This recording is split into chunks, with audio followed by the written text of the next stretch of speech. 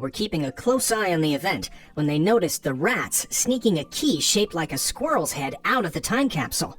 "They're getting away," Kowalski said. "Oh no, they're not," Skipper responded. Using their toy car, he and Private chased the rats as they made a getaway on the back of Alice's golf cart. As the golf cart sped through the zoo, the rats celebrated. "Now the lost treasure of the golden squirrel will finally belong to the rats," they cried.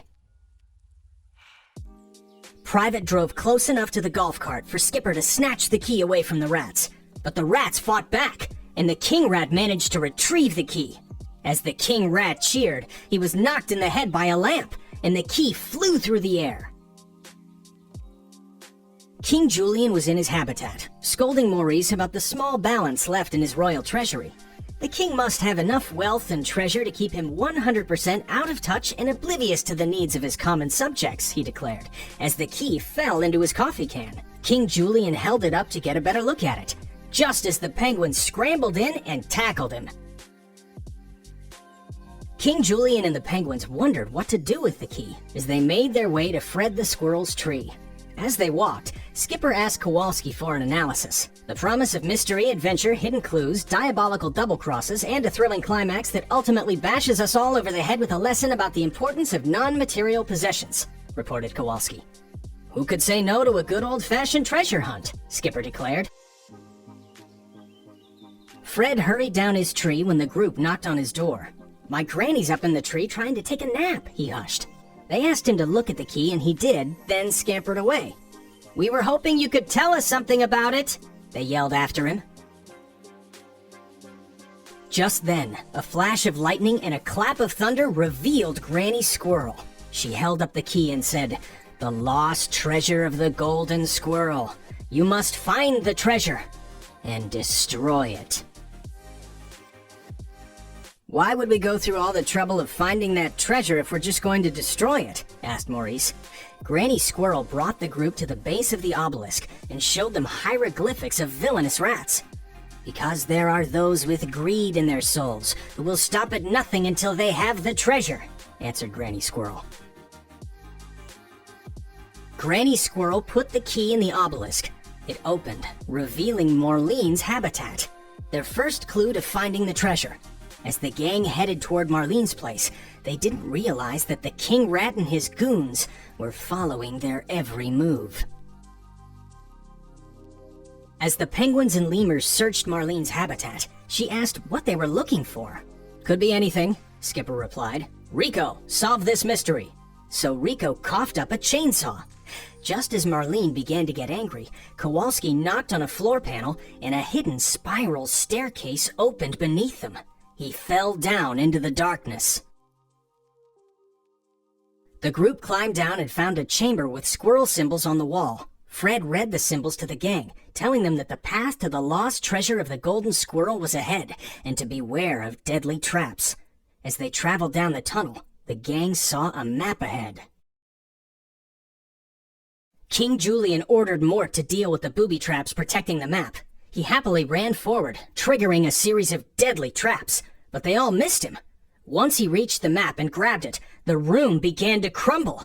As the gang fled the tunnel, they ran right into the rats. King Julian got into a tug-of-war with the king rat over the key. King Julian finally ripped the key away, but the rats captured the map and Marlene.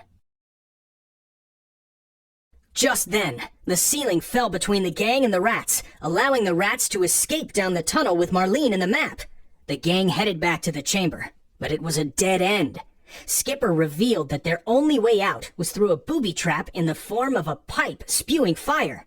They timed the fireburst, leaped onto the pipe, and narrowly escaped. Finally, the gang crashed up through an underwater grate and into a duck pond. Fred was waiting with a message from the rats. They had to meet them in Chinatown in 1 hour with the key, or they would never see Marlene again. As the gang headed toward Chinatown, Skipper discovered a message on the key's medallion.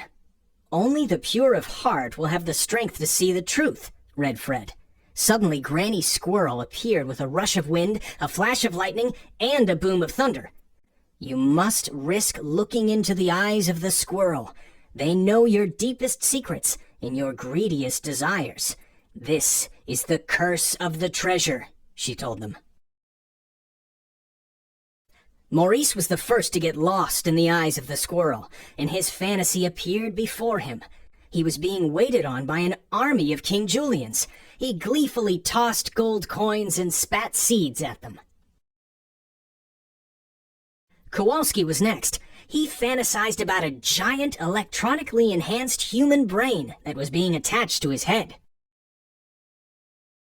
Finally, Rico looked into the squirrel's jeweled eyes. He dreamed that he was in a wrestling ring, winning an intense fight against a couple of robots. Maurice, Kowalski, and Rico began to fight over the key. In vain, Private attempted to remind them that they needed to give it to the rats to save their friend Marlene.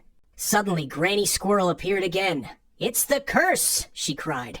"Their greed is changing them. The treasure must be destroyed." As the three continued to fight for the key, it came loose and landed in Skipper's hands. Just then, the rats appeared, and the king rat happily took the key, along with the map and Marlene.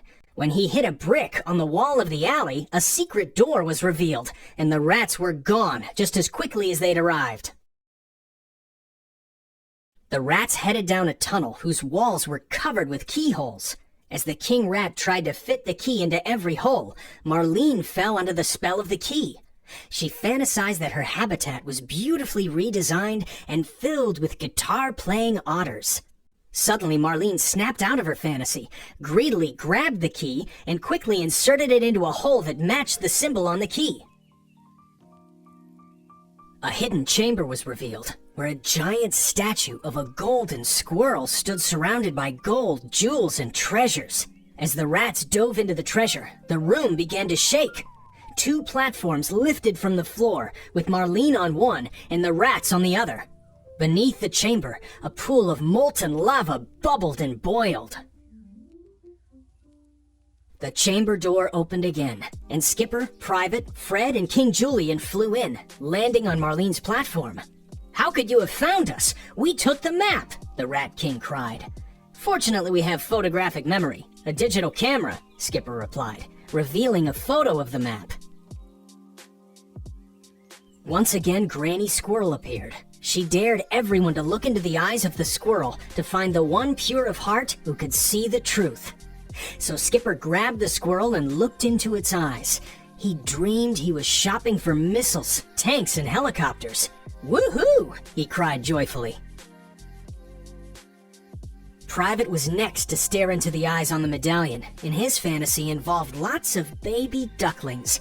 "They're so cute, and they're all mine!" Private exclaimed. King Julian yelled for them to stop, but when no one listened, he decided to look into the eyes on the medallion himself.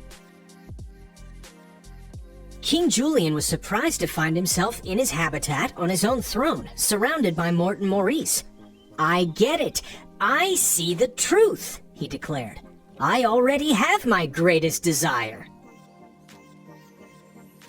"The only way to win is to get rid of all the gold. It will sink the rat's platform," King Julian declared, and began shoveling gold off his friend's platform. As their platform began to rise, King Julian reached a keyhole and inserted the medallion key. Suddenly, the entire room tilted. All the treasure fell onto the rat's platform and then tumbled down to the molten lava below. Finally, the adventure was over, and the animals were gathered back at the zoo. King Julian held up the key and boasted, "So it turns out that I am the one who is pure of the heart. Me, yes, me." Private sighed. "If I never hear another word about treasure or clues or..." Just then, Private was interrupted by a rumble of thunder and a flash of lightning. A pigeon swooped down and handed Private a golden feather. "No time to explain," the pigeon said. "This is the legendary feather of the Golden Falcon. Guard it with your life." Then he flew away. Skipper's eyes lit up with excitement, and he asked Kowalski for an analysis. "High probability of globe-trotting escapades, ruthless villains, and ancient riches, all tied up nicely by the heartfelt realization that we had what we were looking for inside us all along," Kowalski answered. "Ooh, I'm in!" cried Skipper. "Who could say no to a mystical quest?" he asked, as the gang slunk away.